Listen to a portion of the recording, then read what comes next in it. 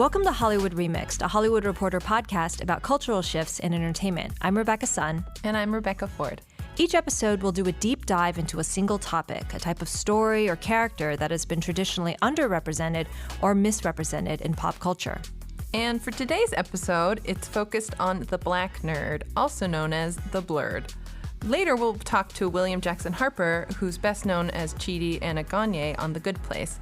But first, let's look at the portrayal of the blerd, especially on TV.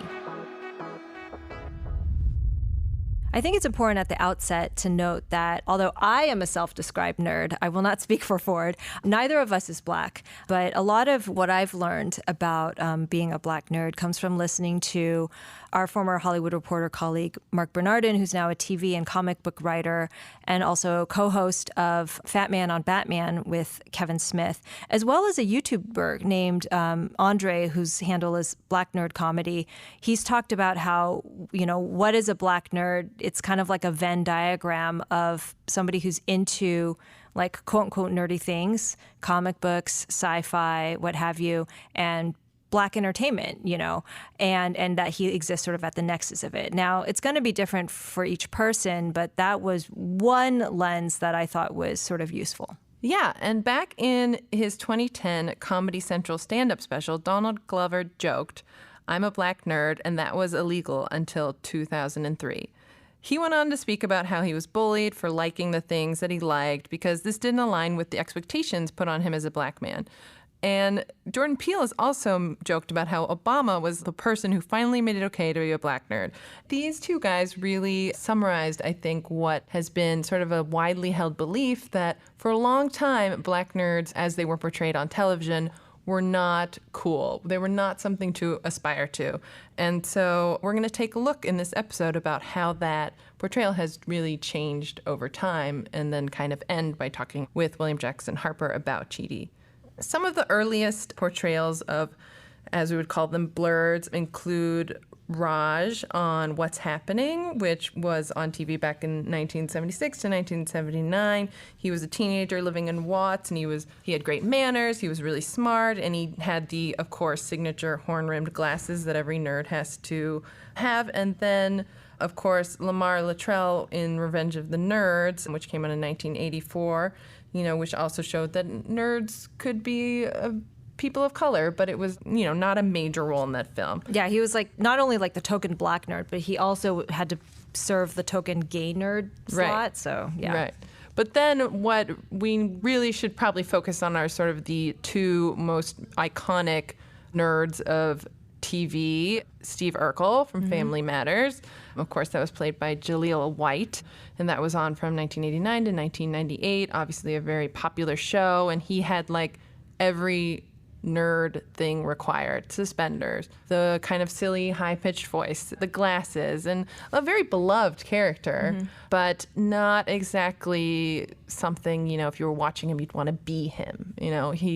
He didn't get the girls. He was kind of the butt of the joke, a lot of it. And, that was kind of who Steve Urkel was. And, of course, it's become such an iconic character, but not really somebody you'd want to be. Yeah. It's interesting because Family Matters started out where Urkel was, he's the neighbor. He doesn't even live with the Winslows. Yeah. He's not part of the family in the title, but he really kind of ended up becoming weirdly a fan favorite, but not somebody that you would really aspire to. And it was somebody that you would kind of, if you were just a kid who was black and kind of had nerdy tendencies, you would get made fun of as an Urkel. And I think it's something that Jaleel White also struggled with as he got older and tried to break out of that mold that people kept wanting to put him in. And so then the other most iconic black nerd of TV is Carlton Banks from Fresh Prince of Bel-Air. Of course, he was this really smart, preppy, wealthy guy who was totally awkward and obviously known for the Carlton dance, the infamous Carlton dance, which he also, I believe, the actor Alfonso Ribeiro brought to Dancing with the Stars. Yes, he more reprised recently. it, yeah. So he's really been cashing in on that dance for a long time.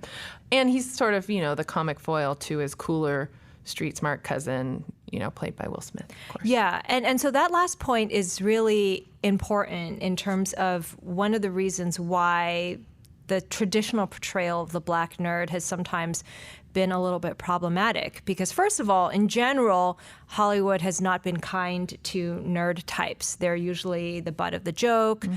They're made fun of. They're considered not romantically desirable. But there's an extra layer of it to that when we're talking about black nerds. And that's something that William Jackson Harper will talk about later in this podcast. But when you sort of intersect this stereotype with race, a lot of people who've traditionally had nerdier inclinations, whether that just means that you're super academically inclined, or if it means that you're really obsessive about certain types of pop culture, like science fiction or whatever, then you're considered not true to your race.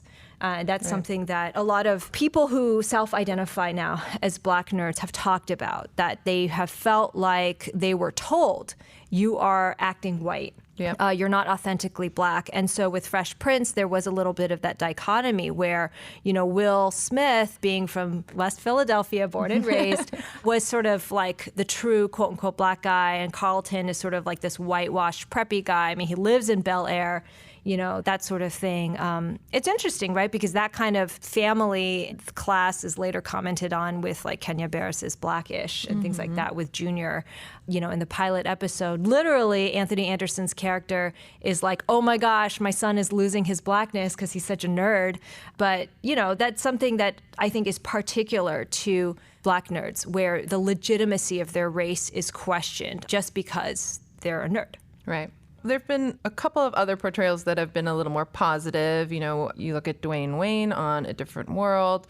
Also still had like weird eyeglasses. Like apparently that's really those a are thing. cool. Those are flip cool. up. Those are cool. Flip up. I mean, he was like cool before it was cool. Yeah. But certainly like Kadeem Hardison, and certainly that's the thing with A Different World too. Like Ford said, it's a more positive portrayal because this is a show that takes place at a historically black college, one that really has made an impact on a lot of today's artists and entertainers. I mean, Lena Waithe named her production company Hillman, after the fictitious school in A Different World. And Dwayne Wayne, even though he's quote unquote kind of a nerdy character, he had this long running, on again, off again relationship with Jasmine Guy. And, he was like a fully fledged character who happened to be, kind of smart and brainy. And speaking of smart and brainy, we can't forget to mention Geordi LaForge, I think, from Star Trek, The Next Generation. Of course, in the sci-fi universe that they created for that show, maybe you wouldn't think he'd count, but I think, a lot of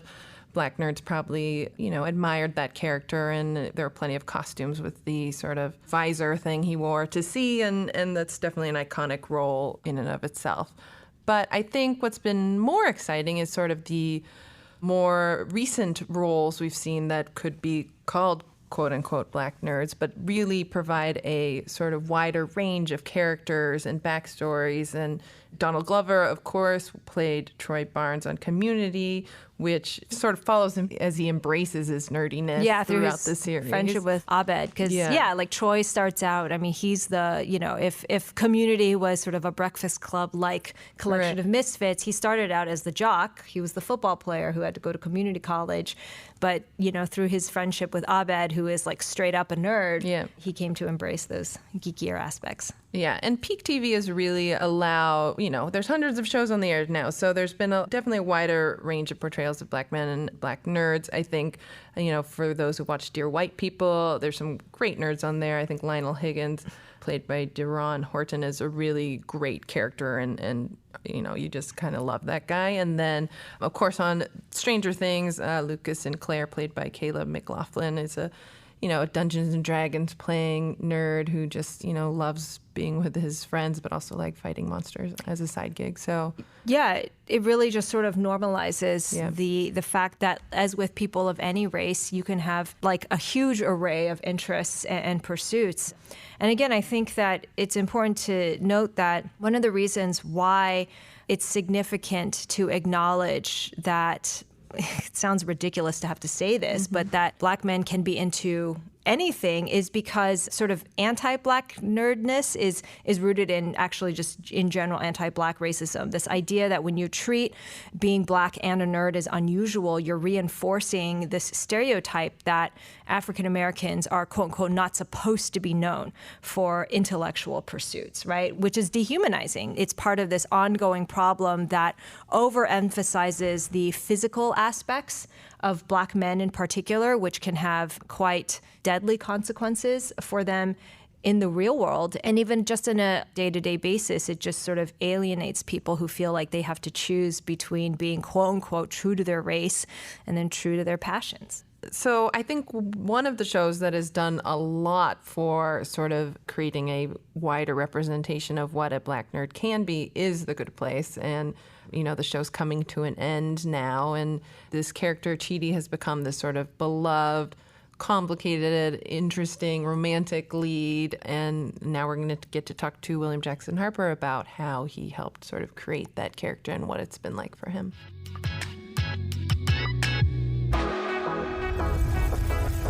Today, we'd like to welcome our special guest. He's best known as ethics professor Chidi Anagonye on NBC's The Good Place, which is currently in its fourth and very unfortunately final season.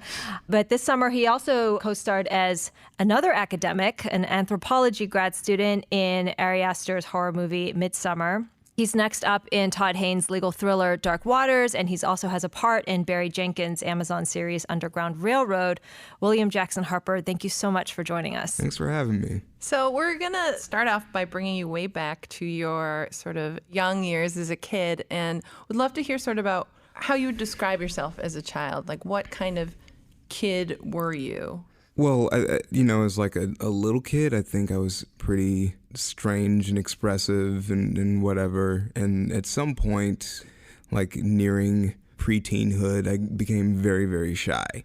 And my mom actually made me take theater classes to kind of shake that off because I just sort of retreated entirely. You grew up in Dallas, right? Yeah. In terms of your peers, did you find like a like-minded tribe in terms of like, were there a lot of other drama kids around? Yeah. I mean, like my high school, I didn't feel like I really fit there. It wasn't like an antagonistic relationship or anything like that. I didn't feel like I was like bullied or ostracized or anything like that. But it just I just didn't feel like I could really fully be myself. And I did this thing called Junior Players in Dallas, which is a bunch of high school students wind up auditioning for a Shakespeare play, and they do it after Dallas Shakespeare Festival. And so it's like this Shakespeare play with all local high school kids, and that's where I really started to find my group. And I mean, and also like the thespian society in high school, like we were all a bunch of weirdos, and like those folks, we all connected pretty instantaneously and deeply. But it was, I really, because at the time, Dallas wasn't known for being a hub for theater necessarily, even though there's a lot of good work there. Culturally, it wasn't as present in everyone's mind as it would be in other places. And so like finding those folks at that time was like really instrumental and super special. Now, Texas obviously is a really diverse state.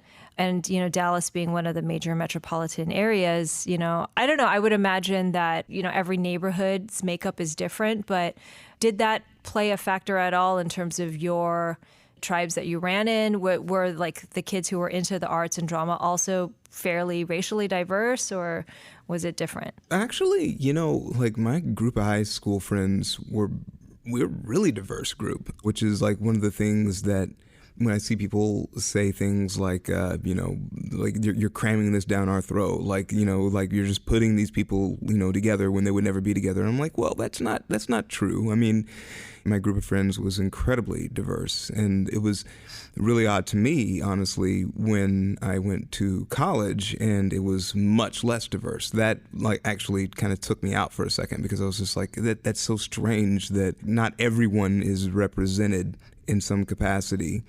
I don't really identify. I mean, like, granted, like where I grew up in the suburbs, like was majority white, but like our high school, I remember at the time was like I want to say it was like something like 40% white, 20-something percent black, 20-something percent Latino, and so it was a pretty mixed up crowd, and everyone got used to being with people that weren't like them. And to have people not used to that, actually, that was sort of a culture shock for me. And I'm curious, when it came to what you saw on TV and film, at the time growing up, did you see people like you? Were there characters that resonated with you? What was sort of your strongest memories about what you saw in entertainment at the time?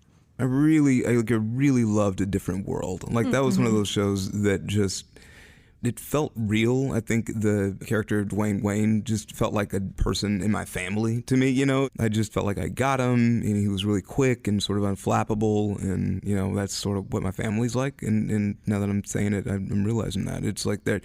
And so I really latched on to that. I think coming up, a lot of TV for me was just sort of the default thing. It was something that was on in the background, something I just like consumed when I could. And we didn't have cable, so there's a lot of stuff that I just missed, I guess like big cultural moments. But as much as I liked it, I never really thought that would be my destination. I always figured, I didn't think I'd ever be an actor until my mom started making me do theater classes, and then it became an addiction, and I just kept doing it. And even then, it was like, I'll do theater. That's probably where I belong, because everyone on TV is so pretty.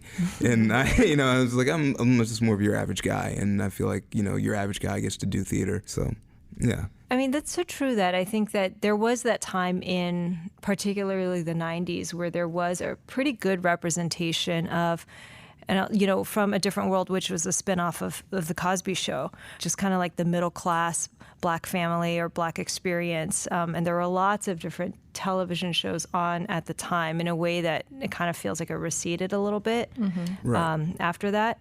So when you were getting into then, college, you studied acting, you imagined that you would have a career in theater. What types of roles were you auditioning for, were you getting? And then also when you transitioned into screen? Well, in theater, it was pretty diverse, the kinds of roles that I played.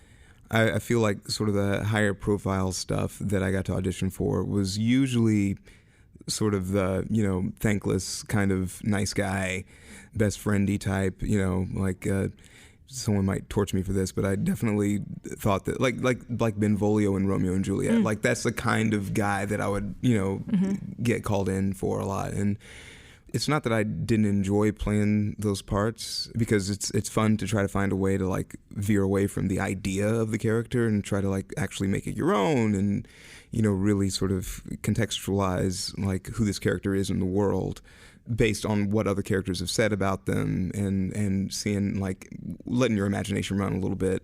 And sometimes those characters are a little bit more of a blank canvas in that way. And so it's they can be fun, but it can also, if the director has a very clear idea of what this thing wants to be, your part in it needs to sort of resonate in a certain way.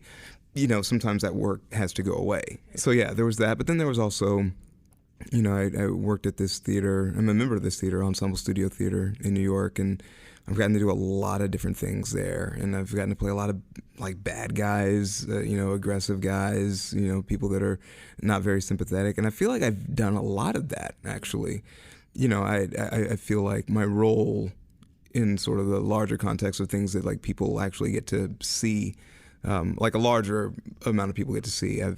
I do a fair amount of nice dudes, sort of non-threatening, and that's kind of how I am in real life. But sometimes I need to exercise those demons and be a real prick, and theater allows me to do that a lot. So yeah, it's in theater it was just a lot of different things that I would do for 2 months or 3 months or 4 months and put it away. I've always just been drawn to anything that's complicated and needs to be unpacked, and there's a puzzle to solve. A character that's full of contradictions that you have to try to find a way to connect these two opposing personas in a way. That's the sort of thing that I really, really get excited by. I want to ask about Chidi and what it was like when you went out for that role. What you remember about the audition process, and what it was about him that you felt like that was a role you wanted to take on at the time. Well, the reason I wanted the role was because I wanted a job. It's like, I mean, it's like I have not been in that position very often where I'm selecting the role. It's like I'm just going and reading for it and crossing my fingers and throwing my sides in the trash as soon as they're done, so I don't like dwell on it for too long after the appointment. But A, I wanted a job. B, I honestly didn't think that this part was gonna be mine. I heard that it was Ted Danson and Kristen Bell. The character seemed like he was kind of a substantial character, and I was like, there's no way they're gonna go with some unknown dude. And also, I'm not a TV ready person. I just, in my head, there's this narrative of I'm not the kind of guy that gets to be on TV. I got a baby tooth and a weird grin. I mean, it's like all sorts of stuff that I'm just like, I don't think I don't think I'll land there, and especially playing opposite stars. And so I was like, well, I'll 100% read for it. It's not mine, but I'll read for it, obviously. And I remember the first read that I had for it was in New York, actually, and it was one of those times where, like you have a reader, but they didn't rehearse it with you, so they don't know what you want to do in between lines. And so everything was kind of coming out in a very different pace than what I had in my head when I was learning it. And I felt really flustered, which I guess works well for cheating. But I was like, I was super flustered and I was a little thrown off, and no hate against this person that read with me. It was just they didn't do what I thought they would do in my head. And I remember just walking out being like, well, that's how it goes with the big opportunities for me. Like that's I didn't get it. I'm not going to get it, and it's fine. I'm on my way out of this anyway, so it's fine. But then, I came out to LA for what was going to be my last pilot season, because I was, thinking about transitioning out of acting, and they said they wanted to see me again, and I went into that room, and it was like, Mike Schur and Morgan Sackett and Allison Jones and Ben Harris, and there's some other folks in there too but it was all kind of a blur, because I was just like, I can't believe I'm actually here. And it was so warm, and they were really receptive, and it was so much fun. I had such a blast, like just being in the room with them. And as it felt like sort of like my goodbye tour of audition rooms, I was like, well, I'm gonna just enjoy that and just enjoy being in the room. And I did. And before I got out to my car, I had a call from my agent saying that they wanted to test me. And then I went in, and I read with Kristen. I didn't know she was going to be there, which that took a whole other act of real will to, not freak out. Right, keep it together. Yeah. And we just had fun. We just had fun in the room. And at that point, I was like, well, now I really, really, really want this job, because I was just enjoying being creative. Like the stakes honestly just completely exited my head of like, oh wow, if you get this job, it could be blah blah blah blah blah. But it was just like, man, I'm really enjoying this. I would love to be able to do this for a while. And I actually I got the call like a few days later. I was watching Ted Danson in the pilot episode of Cheers, like coincidentally. As one does, yeah. And then I got the call that I got the job. I think it's probably safe to assume that in theater, just the richness of the characters and the opportunities are probably a bit more expansive than on screen, where they, basically try to put people in boxes with labels. And so I'm curious about how Chidi, obviously this is a series regular part, which is automatically going to be bigger than, if you're auditioning for guest spots and things like that. But in what ways was he sort of unique, or perhaps similar to some of the screen things that you had been auditioning for before? I feel like the character Chidi probably closest resembles is Danny Rebus, this character I played on this kids show, The Electric Company. And Electric Company. Yeah. and I mean, it's like everything else that I've done has been kind of all over the map. But I feel like for both of them, there's like a real sort of very open heart, and it's on display all the time. And, I think that Danny Rebus had a less than healthy way of dealing with it, and Chidi is unhealthy in his own way, but at least it's a little bit more mature. I feel like that was sort of the closest, honestly, but I never really played anyone that sort of, especially on camera, was all that sincere or sweet or really sort of carried any kind of love narrative in any way, you know. And so Chidi's in that way is really unlike pretty much any character I've ever played. I mean, I've auditioned for those parts, but I don't often get them, you know. Chidi is very unique in that respect, but also in a lot of ways very close to me. I mean, like incredibly neurotic and, you know, second guesses everything that he's saying or thinking. I think the major difference is that he really talks about it a lot. And when I'm feeling that way, I just go away and don't return calls and don't talk to anybody until I can, you know, figure out where I'm at. And such a big part of Chidi's personality, obviously, is sort of his nerdiness and his passion for philosophy, and that makes him such an endearing character. But I'm curious, how much did you relate to sort of his level of nerd that Chidi has? I'm nerdy about different things, you know. Not like, philosophy, obviously. Not philosophy, you know.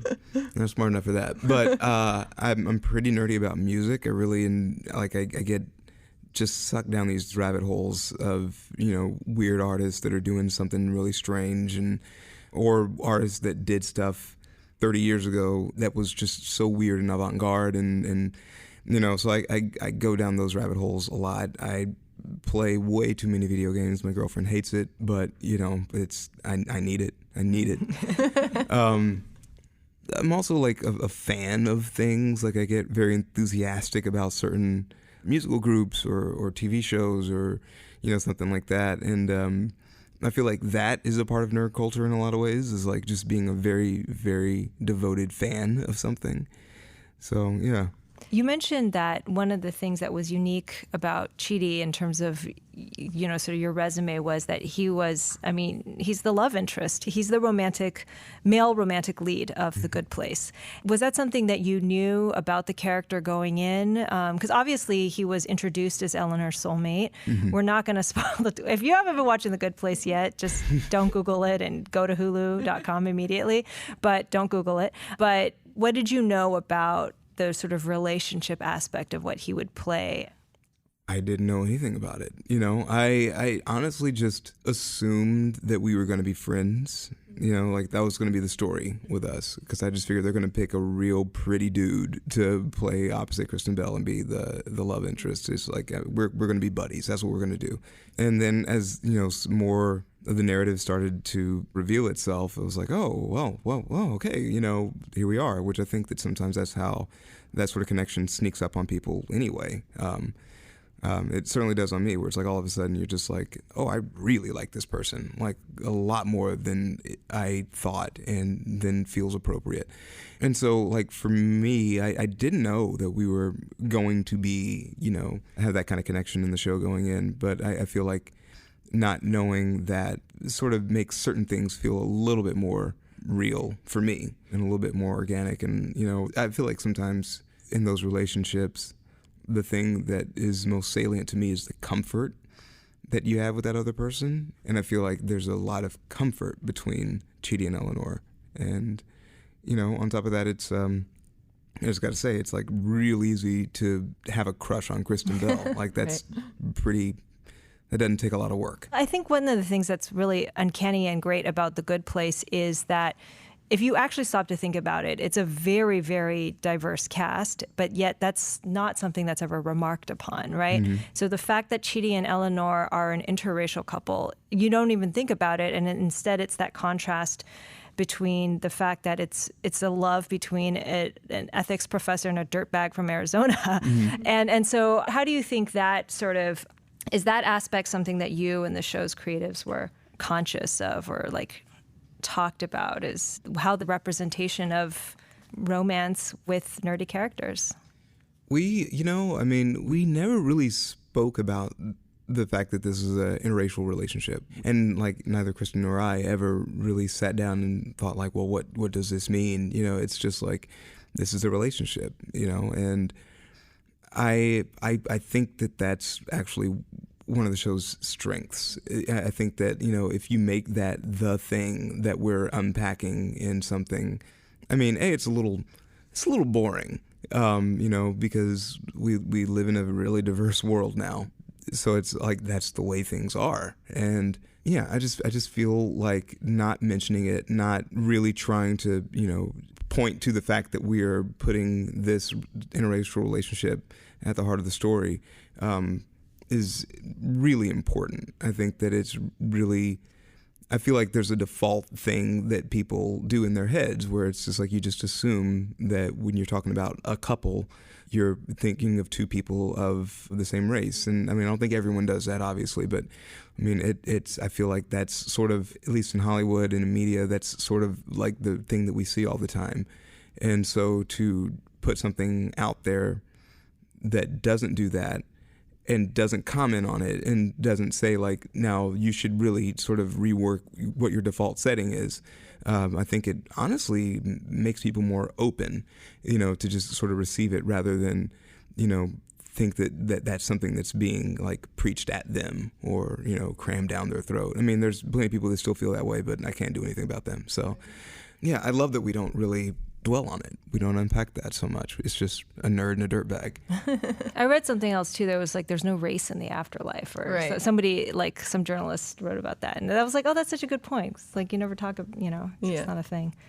I'm curious what have been sort of the most interesting responses you've gotten from fans, especially maybe other young black men, about this character and seeing someone like Chidi on TV for them.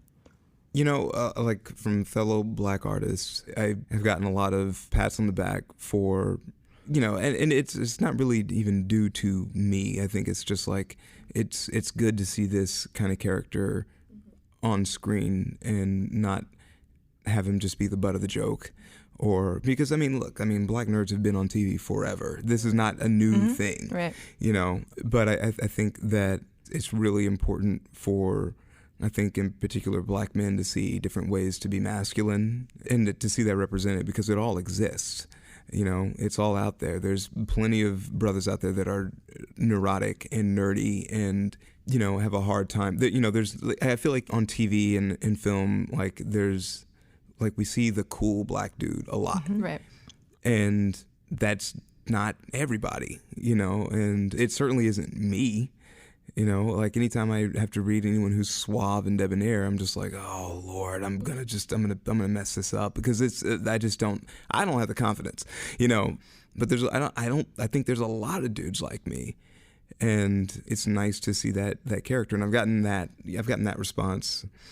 Again, I don't really take any credit for how the character's written, obviously. It's just something that's there, but I'm just glad that for some people my portrayal rings true to them. It's something that they can relate to, and it's someone that they understand.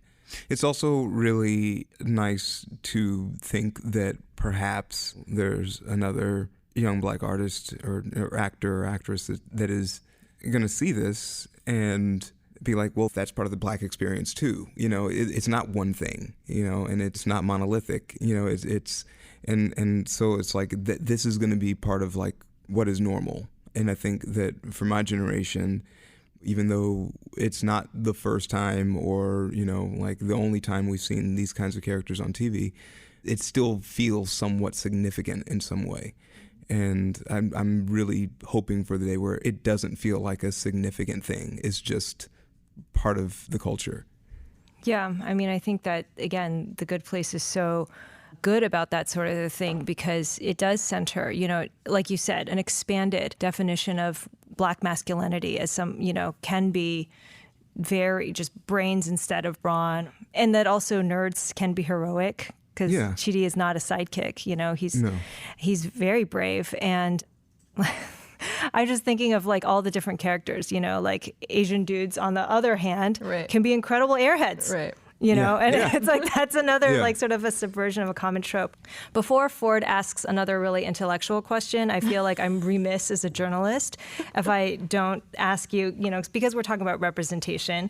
Last season, Chidi kind of had an internet viral moment when he went when he kind of went crazy already. And took his shirt off and spent most of the episode. So first from a story perspective, because this is like important, why is Chidi so jacked? Well, because William Jackson Harper is afraid. I'm afraid. B, I think it's really funny to have this character who does not trade at all in his looks in any way for him to hit the gym. I think it's really funny. I mean, it's sort of like a Ned Flanders-y kind of moment. Oh my God. And so I was, forgot. I'm like, that's funny. I didn't think I looked like that though. Like I didn't think that. I was honestly just sort of, when that episode aired, I was just holding my breath that no one like made fun of me, and that's sort of where I was like, that's where my brain was until my buddy texted me like, yo man, Twitter wants Chidi to get naked. Yeah. And I was like, oh, okay, all right, cool. Like no one's, mad at me about that. But I mean, look, the in-world explanation is that Chidi heard from somebody that a good way to alleviate stress is to exercise, so he just started doing push-ups and never stopped. And Chidi would be somebody who would overdo every recommended treatment. Yeah, totally. It's just like, if there is a way that someone can make the decisions for him, and all he has to do is do the thing, he'll do it. But I totally was not expecting that to be a thing. I was just hoping that the jokes would land. That's all I was worried about. It was like, I hope the jokes land. And no, that's very logical. And again, in line with the theme, it's positive representation of nerd characters. Yeah. So there you go. And it's funny. It's like, I actually know some really jacked nerds, like real jacked nerds. It's true. I mean, I like the gym I go to in New York. There's these dudes that are total comic book geeks who are ripped to shreds. And I know a professor who is, incredibly smart, published, and is the dude looks like a Greek statue. And it's I'm like, oh, okay, so there's tons of jacked nerds out there. Yeah, it's just, we just don't see it that much on TV. No, it's true. I mean, you got to know about, you have to be disciplined. You have to know a lot about nutrition and science and physiology, and it's that level of obsession and passion that goes to their gym workouts as well. Yeah. I get it. It makes sense. I feel like Sun especially has a million questions about The Good Place, but you have a million other projects that I do want to talk about before you run out of time. So let's start with Midsummer. I mean, of course, you play another academic in that, but that's probably about where the similarities end on those two projects. And I had read that project wasn't written for a certain ethnicity. That was just a totally open role. So tell me what about that role made you want to be part of that one? But this time you were not just looking for a job, because you had a job now. I did audition for that one. I had actually just seen Hereditary when I think The Appointment came in. And I love Hereditary. I know y'all are afraid. We are not going to watch it. I know y'all are afraid of these movies. We have not seen Midsummer, and we will not. Full disclosure to the listener. But I love horror movies. I love them, especially when they're really well done and there's a psychological element to it. I feel like, often for me in horror movies, there's a formula to how it's going to work. And so I'm not really all that surprised by things that happen. And I could probably do to watch with more horror films, to sort of, break my view on them a little bit. But I loved Hereditary because I felt like it dealt with grief and mental health, and I had no idea where it was headed. It was about the people, and people are really unpredictable, and the characters were drawn as such, and the performances were incredible. It wasn't, there was, at no point was anyone leaning into the genre and trying to play the idea of being in a horror film. They were just, it was a family dealing with a loss. And so when things went buck wild in that movie, I was, I was completely taken off guard, and I just thought it was incredible. And so Midsommar sort of leans into the kind of things that really frighten me, which is belief and belief systems, because that's something that it's really hard to reason with people that hold very important beliefs, and very personal beliefs. It's like, this is something that will not change, and we're dealing with a cult, and there's a way that they view the world, and this is the way things have to be done. To me, that's really frightening, and it kind of reminded me of the script. Kind of reminded me of The Wicker Man, the old 1973, I want to say, movie, which was there's all these customs. This guy's just drawn out to this island trying to find this missing girl. And, I don't want to blow the ending for people that haven't seen it because they should see it. Y'all should see it. Will not.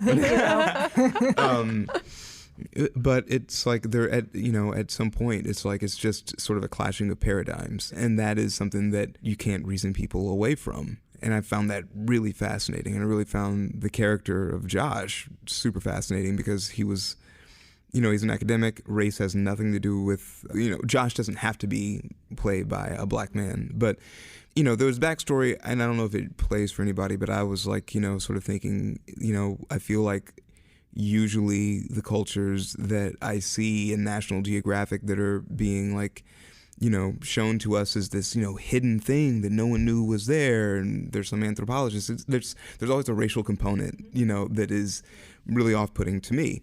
And so I was like, well, I think it would be really interesting if this character, who is a black anthropologist, is really interested in finding those white cultures that we can like sort of peel back the curtain on and looking on, and I thought that was sort of, for me, that was like sort of the engine driving him being there.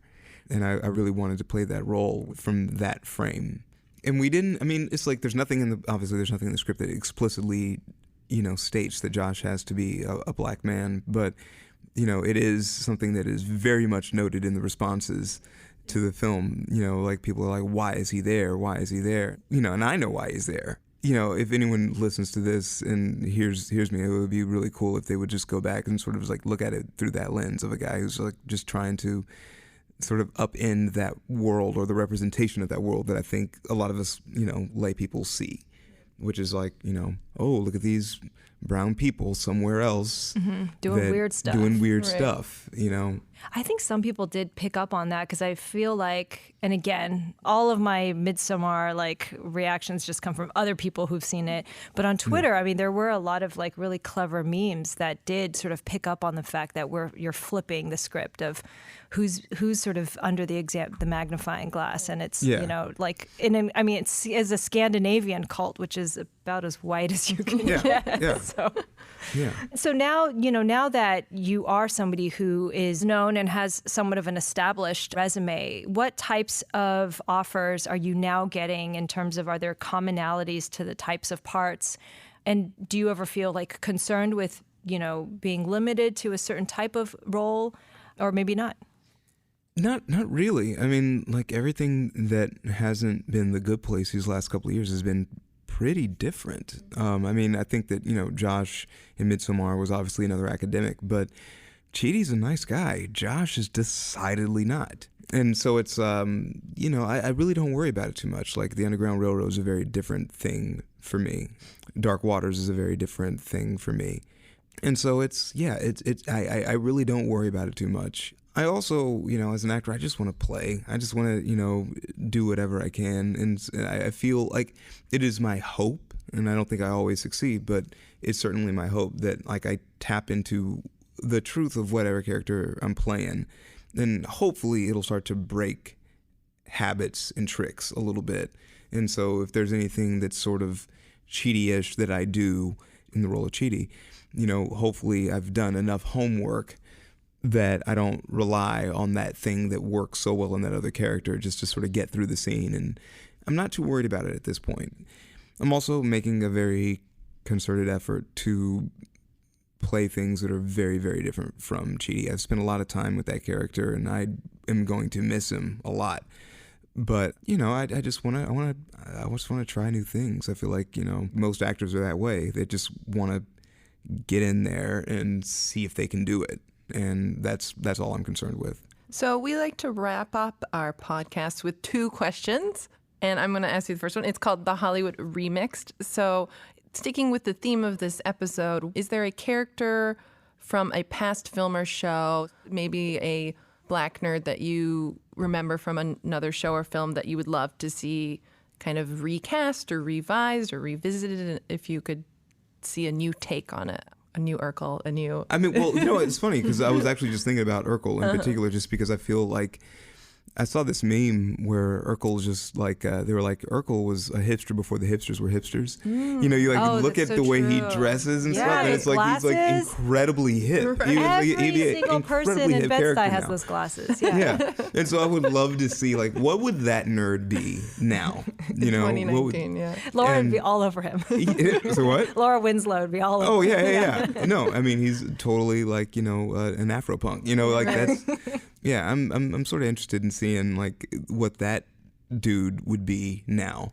Yeah. That's a really good one. And then our second question is the hidden gem, which is there a film or a television show or any sort of piece of art, work of art with the episode theme centering on a Black nerd or a Black intellectual or geek character that you would recommend to our listeners to check out?